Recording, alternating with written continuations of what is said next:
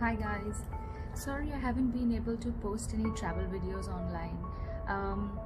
To tell you the truth, I haven't had any inspirations, so to speak, or I was being lazy, whichever suits you best. But I promise I'm gonna try and come online as much as possible.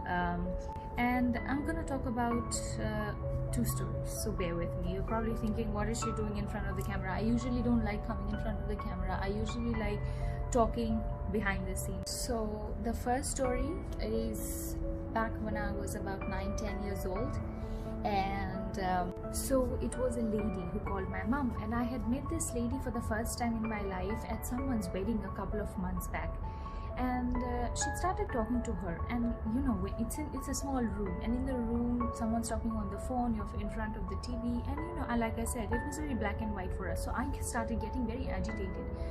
This is my time, this is when I watch my TV. So, and back then we didn't have these cordless phones or mobile phones, you know. We had these phones with the cords and everything, and you couldn't carry it anywhere else. So she was there and she was talking to her, and she spoke to her for the longest time, trust me. And with each second that passed, I got so pissed off, because, and you know, in the Indian household we have a habit of talking loudly. We do not whisper, we don't do that. Nahi hota humse. So my mom was talking loudly, and every second I got so pissed off. And I wasn't pissed off at my mom, I was pissed off at the lady for calling her and talking to her. She must have spoken to her for a good hour. And I was fuming by the time the conversation ended, and I wanted to watch this series. I wanted to finish my TV, which was getting disrupted because someone called. How many times has it happened that someone has, even as an adult, someone calls us and disrupts our daily routine or something that we do, and we get really frustrated. Back then as kids, we don't have any filter, we say what we feel. But now, you know, we don't say stuff, but we do feel frustrated, we do feel irritated. So I told my mom, why did she call? And I was so angry, and I was genuinely very frustrated. And then a week passed, week and a half, and then we got a call, and the call was that this lady had passed away. And that's when it hit me, you know, that, oh my God, that was the last conversation that she had, and my emotions towards her was that of anger and frustration. And I couldn't believe it, and I was 10 years old. I know I should have cut me some slack, but I couldn't, and that hit me, and I was like, oh my God, this is how my last farewell to her was, even though I didn't know her. But this shouldn't have been it. I shouldn't have been pissed off. It's just a series, I could have watched it later. It's just a 15 minutes episode, I could have done without it. But this lady, she's never gonna call again, she's never gonna talk again. So who was I pissed off at? Why was I pissed off? And even till this day, you know, that day, that particular incident, it taught me a lesson. So even till now, I don't get pissed off if someone calls me, and even if I'm in the middle of something important, I make a point, stop, answer the call. Even if I'm busy, maybe I will tell them in a nice way, listen, I will call you back, can I call you back at this and this time, will you be free? I'm a little busy now. But I make sure I don't leave them hanging, and I don't leave them waiting. And the second incident happened recently. So a year back, a good friend, I wished him happy birthday, and he left me on scene. And how frustrating is it when someone just leaves you on scene just like that, like, tada, bye, I saw your message but I'm ignoring you. And that's what I thought as well, and I was pretty furious as well, and I was like, I'm human, come on.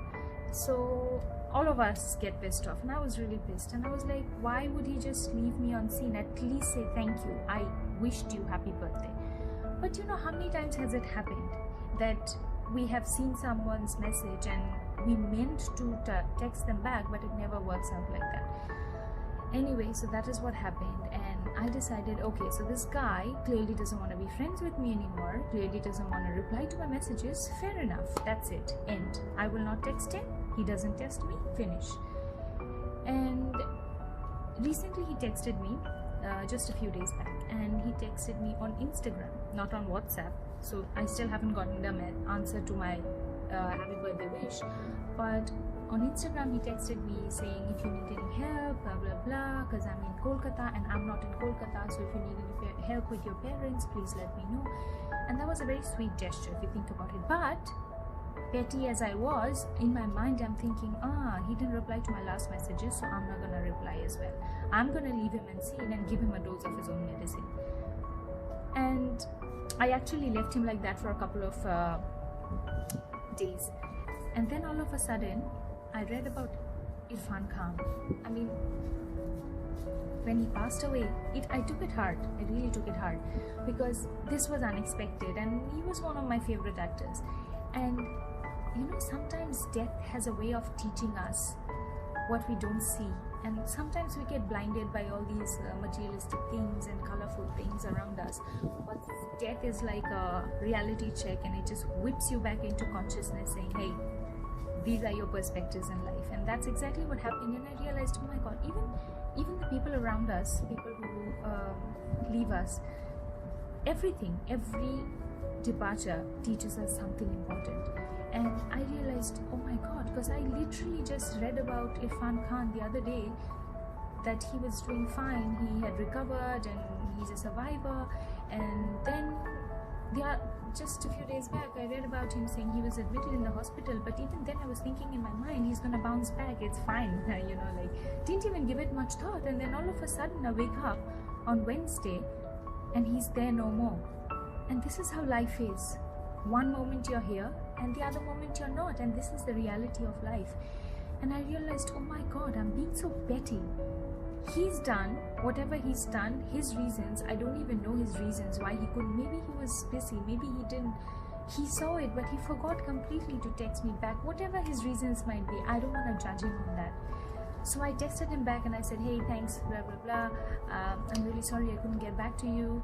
And I realized, yes, I should, you know, like, we don't say it often to the people we love. Always this ego comes in, and something or the other, it always comes in, you know, in between, and we either forget and we are too busy with our lives.